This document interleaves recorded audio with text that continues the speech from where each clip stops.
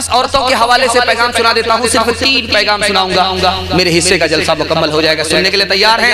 हाथ उठा दीजिए इंशाअल्लाह। बड़ा खूबसूरत जलसा तेजी के साथ निकल गया, मुझे भी पता नहीं चला, आपको भी पता नहीं चला। मैं दुआ करता हूँ अल्लाह आपकी जवान बेटी की आबरू की हिफाजत फरमाए, ईमान की हिफाजत फरमाए।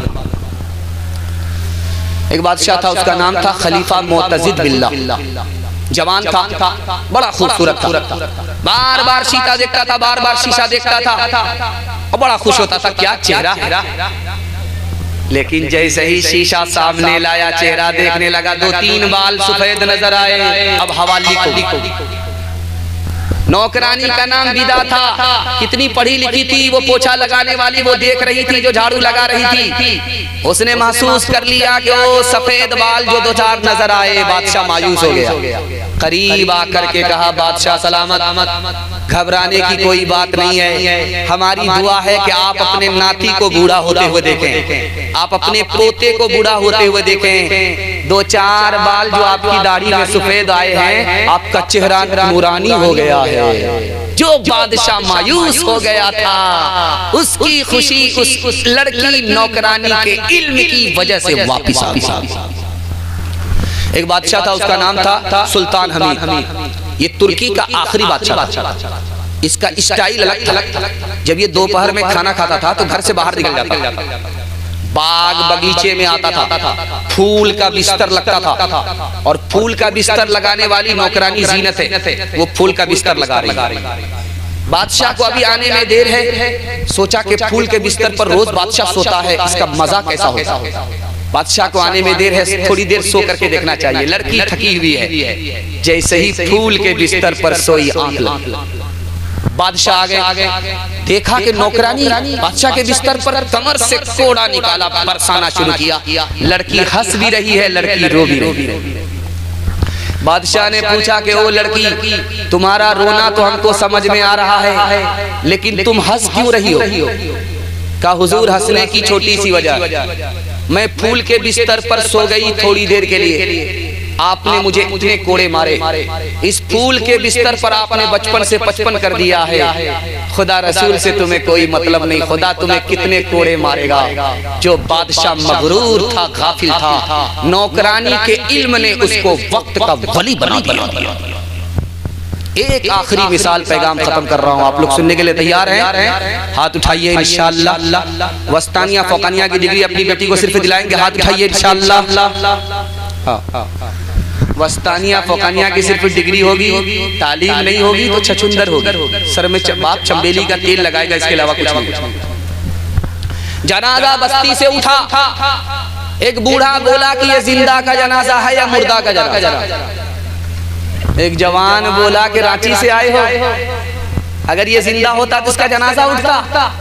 बगल में 7 साल की लड़की थी, उसने कहा कि चचा जान ने, बड़े मियाँ ने सही कहा। अब वो जवान बोला कि ये बड़े मियाँ ने जो कहा कि जिंदा का जनाजा है या मुर्दा का जनाजा, कैसे सही कहा?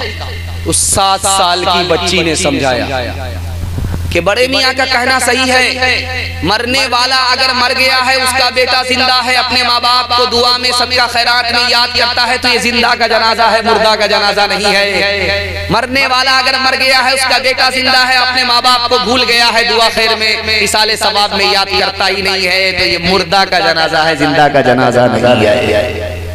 आप अपनी बेटी को बेटे से ज्यादा पढ़ाइए। क्यों? इसकी वजह बताओ।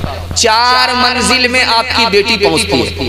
पहली मंजिल में बेटी, दूसरी मंजिल में बीवी, तीसरी मंजिल में माँ, चौथी मंजिल में सास। जब आप बेटे से ज्यादा बेटी को पढ़ाएंगे, 1 नंबर बेटी होगी, आगे चलकर 1 नंबर बीवी बनेगी, आगे चलकर 1 नंबर माँ बनेगी, आगे चलकर 1 नंबर सास बनेगी। बेटा पढ़ेगा, तन्हा बेटा पढ़ेगा, बेटी पढ़ेगी, सारा खानदान पढ़ेगा। हाथ उठाइए, बेटी को पढ़ाएंगे इंशाअल्लाह। बहू को नौकरी कराएंगे, हाथ उठाइए इंशाअल्लाह। खैर, माशाअल्लाह। तालीम औरतों को भी देनी जरूर है, देनी जरूर है। लड़की जो बेपढ़ी हो तो वो बेशोर है, बेशोर है। हुस्ने मुआशरत में सरासर और इसमें वालिदैन का बेशक कसूर है, बेशक कसूर है। औरतों के हवाले से आखिरी पैगाम पर्दे के हवाले से बहुत अच्छे सामईन। मैं जो मेहमान खाने में था, मेरी बारी नहीं आई थी, तो मैं बहुत ज्यादा घबराया हुआ था कि पता नहीं लोग खाना खा करके जलसा सुनने के लिए बैठे हैं और लोग सोते रहेंगे और मैं सुनाता रहूंगा, क्या हासिल होगा, कोई फायदा नहीं होगा। लेकिन जब मैं आया और आप कुर्सी को भर चुके थे तो दिल से दुआ निकली कि जलसा तो अब शुरू हुआ। अल्लाह आपके बैठने को कबूल फरमाए, अल्लाह आपके घर की हर मुश्किल को आसान फरमाए।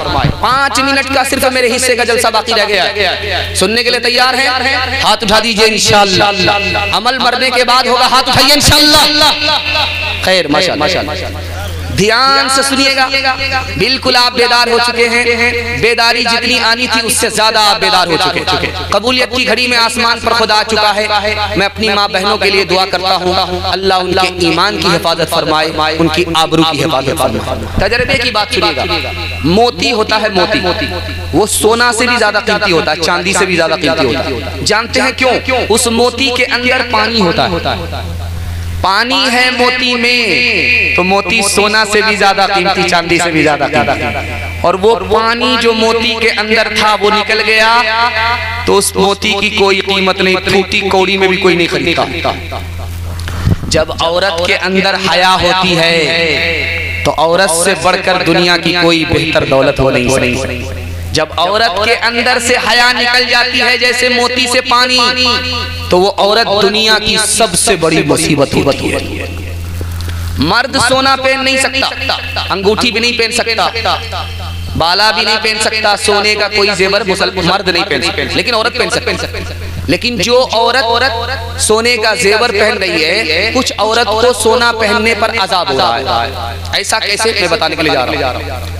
सोना पहन रखा है, निसाब के बराबर है, ज़कात नहीं दे रही है, सोना पहनने पर अजाब होगा। सोना पहनने से पहले कोने को पकड़ी हुई थी, कोने से बाहर नहीं निकलती थी। जैसे ही घर के मर्द ने सोना पहनाया, कोने से बाहर निकल गई, नुमाइश कर रही है। इस औरत को सोना पहनने पर भी अजाब होगा। सोना पहनने से पहले सर झुका करके चलती थी, औरत की तरह चलती थी। जैसे ही सोना पहना गया, सर उठा करके चल रही है, जिब्रील को देख रही है, आसमान से वही लेकर के आ तो नहीं रहा है। इस औरत को सोना पहनने पर भी अजाब। ट्रेन में सफर हो रहा था, शेखुल इस्लाम मौलाना हुसैन अहमद मदनी रहमतुल्लाह अलैह। अंग्रेज बोला, हजरत मुझको मुसलमान मर्द पसंद है, औरत पसंद नहीं। तो हजरत ने पूछा कि मुसलमान औरत तुमको क्यों पसंद नहीं है? कहा जैसे कफन में मुर्दा लिपटा हुआ होता है, ये औरत बुरके में लिपटी हुई होती है। जैसे मुझको मुर्दा पसंद नहीं, उसी तरह मुसलमान औरत पसंद। तो हजरत ने कोई जवाब नहीं दिया, चाकू निकाला, नींबू काटा और गिलास में गार करके शरबत बनाया। जब पीने लगे तो अंग्रेज से कहा, मैं अपना शरबत पी रहा हूँ और नींबू कटने की वजह से आपके मुंह में जो शरबत पैदा हुआ वो आप पी। अंग्रेज बोला, हजरत आप बिल्कुल सही कह रहे हैं। जब सामने नींबू कटता है, देखने वाला देखता है तो मुंह में पानी आ जाता है। तो हजरत ने मौके का चौका मारा। जब औरत बेपर्दा आपे से बाहर सड़क पर आती है तो आवारा लोगों के मुंह में पानी आ जाता है। इसलिए हम अपनी औरत को पर्दे के अंदर रखते हैं, पर्दे से बाहर नहीं रखते।